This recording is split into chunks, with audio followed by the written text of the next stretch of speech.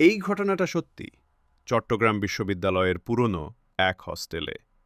রাত প্রায় 2:30। শাওন একা ঘুমাচ্ছিল তার রুমে। হঠাৎ দরজায় টক টক টক শব্দ। সে ভেবেছিল বন্ধু রবি এসেছে। দরজা খুলে বাইরে তাকাতেই পুরো করিডোরে কেউ নেই, শুধু বাতাসে হালকা পায়েটের শব্দ। সে আবার দরজা বন্ধ করতে যাচ্ছিল, তখন দরজার ওপাশ থেকে স্পষ্ট কণ্ঠ, আমাকে ভেতরে ঢুকতে দাও, আমি একা। শাওন ভয় পেয়ে দরজায় কান লাগাল। নিঃশ্বাসের শব্দ স্পষ্ট শুনতে পেল, কিন্তু নিচে তাকাতেই দেখে দরজার নিচের ফাঁক দিয়ে এক জোড়া পায়ের ছায়া পড়ছে, আর সেই পা ধীরে ধীরে ঘরের ভেতর ঢুকে পড়ছে। কিন্তু দরজা এখনো বন্ধ।